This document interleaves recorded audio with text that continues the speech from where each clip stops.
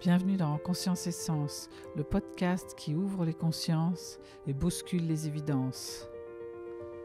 Dans un monde en accélération croissante, un monde du toujours plus, d'exigence, de séparation, de souffrance, il est primordial aujourd'hui de ralentir pour se poser et se confronter à notre puissance.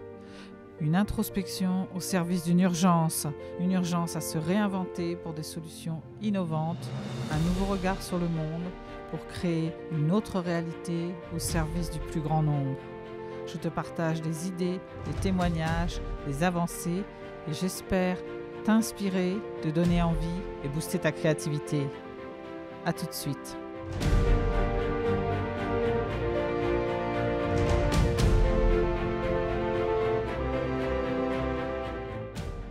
Vous est-il déjà arrivé de ne pas vous sentir le bienvenu dans un groupe, dans une pièce, en rentrant quelque part, à une soirée où tout d'un coup vous arrivez et vous sentez que tout d'un coup il y a quelque chose dans l'atmosphère. Dans une invitation, à un moment où vous auriez aimé être présent, on ne vous a pas invité. Et cela a-t-il provoqué chez vous une blessure un peu latente, qui resterait comme un peu amère, qui ressurgirait de temps en temps, parfois dans des moments inattendus, ou à chaque fois que tout d'un coup il y a un événement auquel vous ne participez pas, une invitation que vous n'avez pas reçue, et tout d'un coup la mémoire ressurgit.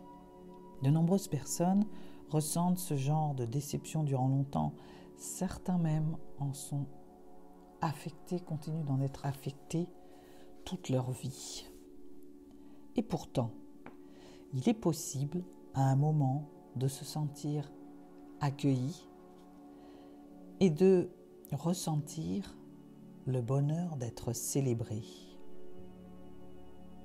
En fait, ça vient se nicher dans des petites choses, d'apparence petite, mais tellement grandes et tellement importantes pour nous. Une phrase que quelqu'un va dire, un regard tout d'un coup, qui vient se plonger dans le nôtre, quelque chose que vous entendez et qui parle de vous, et vous vous sentez célébré.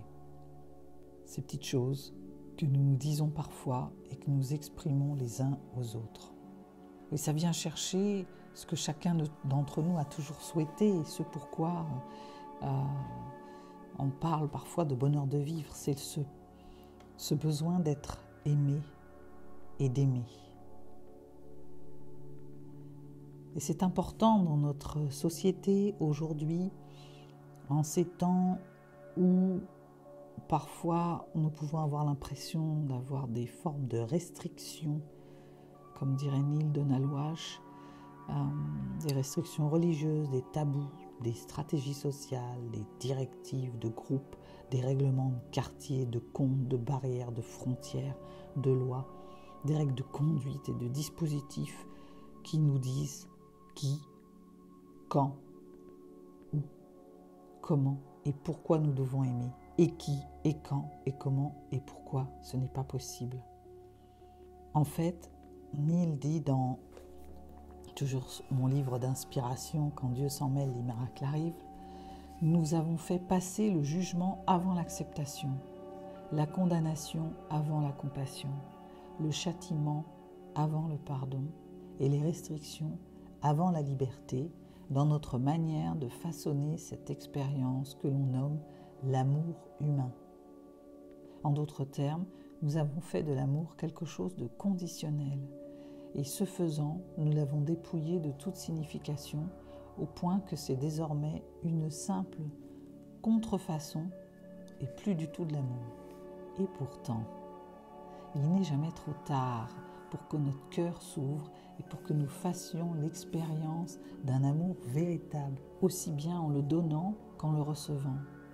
Et chaque fois que nous le faisons, nous nous bénissons les uns des autres. Il n'est jamais trop tard pour recevoir une telle bénédiction. Il n'est non plus jamais trop tard au grand jamais pour en offrir une.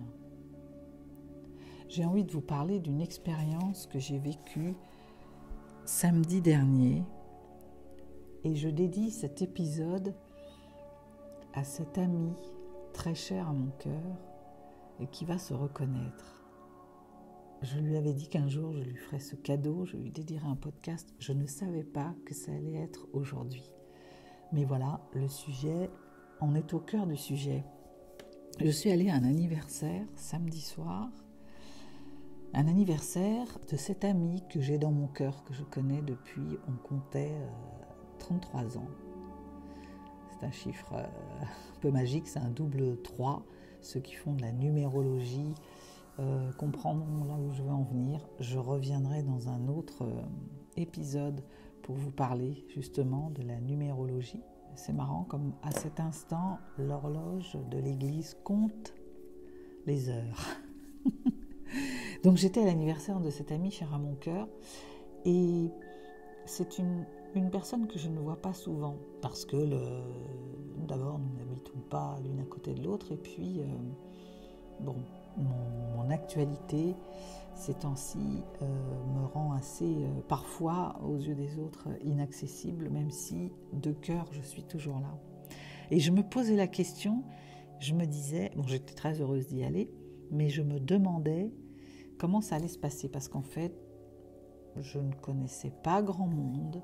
Il allait y avoir des gens de son entourage plutôt à elle. Il y avait une ou deux personnes. Une personne que je n'avais pas vue depuis longtemps. Et autrement, je ne savais pas qu'il y allait y avoir. J'ai fait l'aller-retour spécifiquement pour cet anniversaire. Et à un moment donné, quelques minutes, mais grosses minutes, comme j'étais un peu en avance, je suis allée m'asseoir dans un café et où je me suis posée et après avoir réglé quelques affaires professionnelles, j'ai fait un sas et je me suis ouverte à ce qui allait advenir. J'ai invoqué l'univers en lui demandant de m'envoyer le meilleur que j'avais à vivre. Et j'étais dans cette posture d'accueil et je suis partie vraiment avec cet amour dans le cœur en fait, qui me disait que quoi qu'il allait se passer, ça allait être un cadeau. Et j'ai passé une magnifique soirée du fleuriste où je me suis arrêtée, où tout d'un coup je me demandais est-ce que je vais prendre des fleurs, pas prendre des fleurs, est-ce qu'elle aime les fleurs, je ne savais plus. Je me suis dit mais lâche ton mental et suis ton cœur. Et donc je suis rentrée dans la boutique et j'ai acheté des lys. Pourquoi des lys ? J'adore les lys. Je ne suis pas allée voir la signification, mais pour moi il y a un côté reine, un peu princesse, un peu célébration. Et je ne croyais pas si bien dire.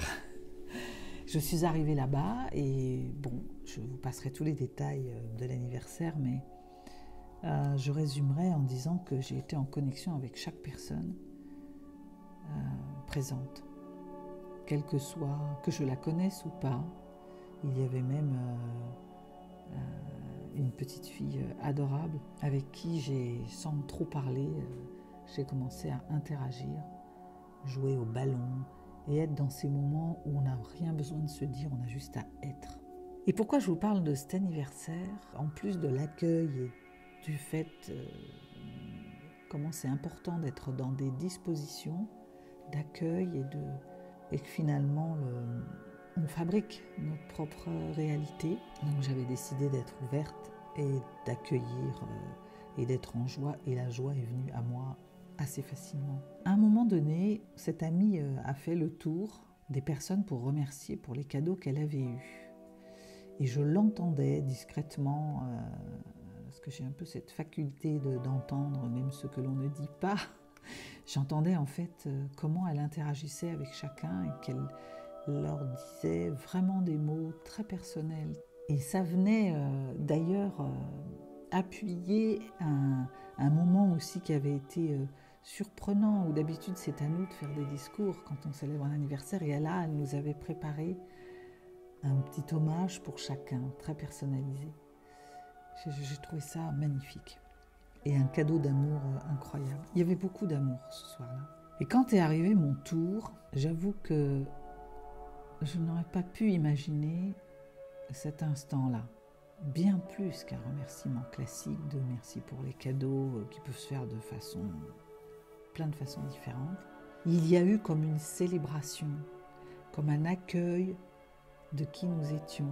On ne se l'est pas dit, mais moi je sais que ce moment a été aussi comme un pardon, peut-être qu'on s'accordait l'une à l'autre, de petites anicroches qu'on avait pu avoir ensemble, de cette absence qu'on pouvait ressentir parfois après, parce qu'on ne se voit peut-être pas assez souvent, de ces rancœurs qu'on aurait pu avoir, de vouloir plus. Il n'y avait plus rien de tout ça, il n'y avait que l'amour. On s'est regardé, ma pudeur et mon respect de sa personne et mon respect de la sienne aussi, tairont ce qu'on s'est dit à ce moment-là, mais j'avais envie de vous partager ce qu'il m'en est resté. C'est qu'à ce moment-là, il y a vraiment eu comme on est connecté en fait, seul l'amour compte, comme une bénédiction, j'avais beaucoup de gratitude en fait d'avoir rencontré cette personne, c'est un peu ce que l'on s'est transmis. Et par contre, je vous partagerai ce qui est sorti à un moment où on se disait quelque chose comme « on est là l'une pour l'autre, pour la vie ». Et je lui ai répondu « et bien au-delà ».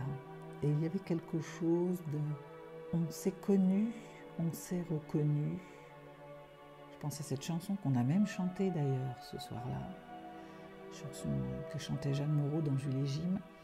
On s'est perdu de vue et nous voilà de nouveau en train de nous reconnaître. Et ça a été magnifique. Voilà ce que je mets sous « on peut à tout moment recevoir comme une bénédiction ». Vraiment. Il n'est jamais trop tard pour recevoir de tels moments de gratitude et d'amour absolu. Cet amour que l'on connaît quand on arrive sur Terre, assez spontanément. On a l'amour puissant, grand, et puis rapidement, on tombe dans l'amour conditionnel. Je t'aime si. Je t'aime, enfant, si tu manges, tu finis ta soupe. Je t'aime si tu fais ce que j'ai envie. Je t'aime si tu réponds à mon amour. Je t'aime si tu partages avec moi telle chose. Je t'aime si. Et là, ce qui est intéressant, c'est de passer dans l'amour inconditionnel. Je t'aime même si tu as été absent très longtemps, même si tu ne fais pas exactement ce que j'aimerais que tu fasses, que tu dises, même si tu ne me montres pas ton amour de la même façon, tu n'as pas le même langage de l'amour que moi. Je t'aime même si. Et même si notre cœur est guéri à la toute dernière minute de notre existence, une vie tout entière peut rétrospectivement en valoir la peine. C'est-à-dire qu'avec ce type d'amour, même connu très tardivement, même connu un seul instant, une seconde d'un moment, ça peut alléger des années de labeur, de peine, de souffrance. Lorsque nous sommes bénis, nous nous sentons bénis, nous nous sentons acceptés, nous nous sentons les bienvenus.